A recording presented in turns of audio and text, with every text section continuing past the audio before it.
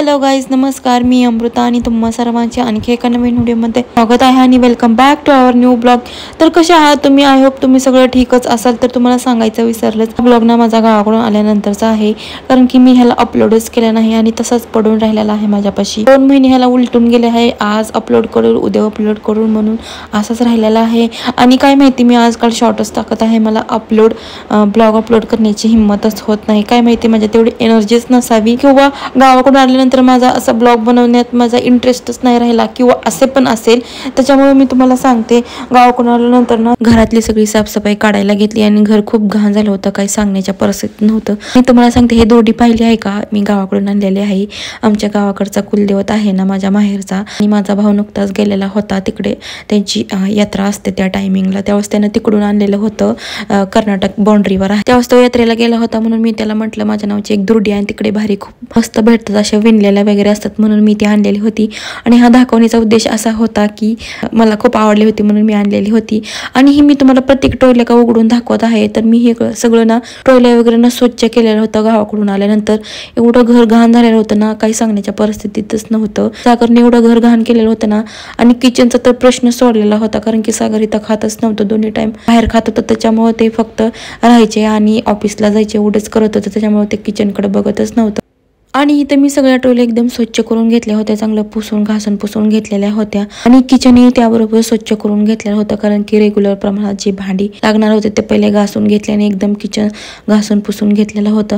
आणि हा जो एरिया असतो ना डब्बा वगैरे ठेवायचा, ते पण खालची फरशी वगैरे घाण झाले होते, त्याला पण पुसून वगैरे घेतले. डबे एकदम क्लीन करून घेतलेले होते. ते कांदे बटाटे आणि लसूण ठेवायचं रॅक पण मी पुसून घेतलेलं होतं. एकदम असं क्लीन सगळं स्वच्छ किचन करून घेतलेलं होतं. बाहेरचं फर्निचर किचनचं आणि गॅस वगैरे सगळं घासून पुसून धुवून घेतलेलं होतं. एकदम क्लीन झालेलं होतं. आणि तुम्हाला हे किचन दाखवण्याचा उद्देश असा होता की मी सगळं केलेलं होतं. गावाकडून आल्यानंतर मला 2-3 दिवस लावले सगळी घाण वगैरे काढायला, आणि प्रत्येक टॉयलेटली भांडी काढून धुवून पुसून तिथंच लावायची नंतर. आणि इकडे बेसिन सिंक वगैरे सगळं साफ करून घेतलेलं होतं. तर बेसिन पसला टॉयलेट वगैरे सगळं स्वच्छ करून ते घेतलेलं होतं. आणि मी गावाकडे आल्यानंतर ना कुठलेच व्हिडिओ मी शूट केले नव्हते. मी पहिलं घरातली सगळी स्वच्छता करून घेतलेली होती आणि म्हटलं असं अनुक्रमाने करावं, पहिलं किचन साफ करावं, कारण की पहिला आपण किचनमध्ये जेवण वगैरे बनवतो. मला अजिबात घाण किचन आवडत नाही. ते मी महिनाभर नसल्यामुळे धूळ वगैरे आलेली होती. आणि नंतर मग मी बेडरूम आवरायला घेतलं. इथं सगळं कपाट वगैरे मी साफ करून घेतलेलं होतं, कारण की खूप दिवस झाले मी इथं नव्हते, त्याच्यामुळे कपाट पण थोडा अस्ताव्यस्त झालेला होता. आणि तुम्हाला माहितीच आहे नवरे कसे असतात, जिथलं सामान घेतलं तिथं ठेवणार नाही, अस्ताव्यस्त करणार. कपाट तर एवढं घाण झालेलं होतं, सगळे कपडे उथलपुथल झालेली होती. पार्ट सगळा साड्यांचा आणि गुगीच्या कपड्याचा ठेवला, नंतर सागरच्या कपड्याचा आणि माझ्या कपड्याचा एकदम सिस्टमॅटिक कपाट वगैरे लावून घेतलं. माझ्या त्याच्यामध्ये कपाट लावायला 2 तास ऍक्च्युअली गेले होते. सगळ्या घड्या घालून वेगवेगळे डिव्हायडेशन कपड्याचे करायचे, रेग्युलर वापरायचे वेगळे, सागरचे वेगळे, गुगीचे वेगळे, आणि त्याचबरोबर असे कुठे बाहेर वगैरे जाताना कपडे घालायचे वगैरे, ते सगळे पार्ट वेगवेगळे करून ठेवायचे. खूप माझा त्यात टाइम निघून गेला. गावाकडच्या ओल्या शेंगा वगैरे, आणि नंतर लसूण पण आमच्या घरचा असतो शेतीतला, तो दिलेला असतो. ते चांगला लसूण स्वच्छ करून ठेवलेला होता. त्याचा शिरा वगैरे पाला वगैरे काढून एकदम असा सुट्टा करून ठेवलेला होता आणि एका टॉयलेट भरून ठेवला. आणि त्याचबरोबर तुम्हाला सांगते, हा आठवड्याभराचा ब्लॉग एकच येत आहे. आणि हा मला सगळं कडून आल्यानंतर काम करायला मला पूर्ण आठवडा ते 10 दिवस गेलेला आहे. सगळं एकाच दिवशी मी काम केलेलं नव्हतं. आणि आमचा हॉलचा दरवाजा तर एवढा घाण झालेला होता ना, काही सांगूच नका. मग त्याला चांगलं वगैरे करून घेतलं होतं. आणि आम्ही गावाकडे जाताना शिवरॅक आतमध्ये ठेवून गेले होतो, आणि त्याला पण मी बाहेर काढलं करून ठेवलेल्या होत्या. आणि सगळे पाय पुसण्या वगैरे दारात असतात ना, त्या सगळ्या धुवून स्वच्छ करून वाळू घालून त्याच्यामध्ये ठेवलेल्या होत्या.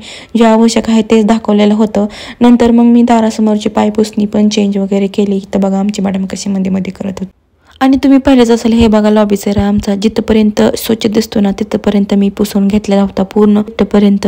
आणि एवढा घाण झालेला होता ना, तो कचरावाला सुद्धा साफ करत नव्हता. त्यामुळं असं वाटत होतं की इथं कोण राहतच नाही, अशा पद्धतीचा तो लॉबीचा एरिया झालेला होता. पुरा घासून पुसून मी घेतलेला होता ना, एकदम स्वच्छ केलेला होता. नंतर अशी खूप सारी कपडे वगैरे पडलेली होती, बरेच गुगीची माझी वगैरे, ते सगळे एकदम आठवड्याची धुवून वगैरे काढलेली होती. आणि मग गावाकडून आल्यानंतर ना आम्ही फळं वगैरे काहीच आणलं नव्हतं. मग आणि पहिल्यांदाच गावाकडून आल्यानंतर आम्ही बाहेर पडलेलं होतं. थोडंसं सामानाला भाजीपाला आणि फळस वगैरे आणायची होती. आणि कोइन्सिडन्स बघा ना, फळं सगळे एकाच कलरची कशी निघाली. त्यात पपया, ऑरेंज आणि आंबे आणले होते. 2 प्रकारचे आंबे होते, एक रस करायला आणि एक कापून खायचे आंबे आणलेले होते. सगळे फ्रूट आणि येलो कलरची निघाली पाहना. आणि त्यात एवढंच असं एक वॉटरमेलन होतं, ते ग्रीन कलरचं होतं. आणि आमच्या गुगीला ना खूप सारे आंबे आवडतात. तुम्हाला सांगते, आम्ही आंब्याचा सीझन एवढा होता ना, त्याच्यामध्ये आम्ही असा एकही दिवस गेला नाही की आमच्या घरात आंबे नसायचे. असे खूप सारे, मी बाहेर गेला ना सारखे आंबे घेऊन यायचे. आमच्या गुगीला तेवढे आंबेच आवडत असतात. नंतर मग इथे संध्याकाळचं टायमिंग होतं. इथं मस्त असं जेवण वगैरे बनवलेलं होतं. मग इथं मस्त असं वॉटरमेलन कट केलं आणि ते खाणार होतो आम्ही संध्याकाळी जेवणाबरोबर. आणि असं तुम्ही कधी खाल्लंय का? आणि ते खूप सारं गोड निघालेलं होतं आणि कलर तर बघा ना तसा किती रेड रेड होता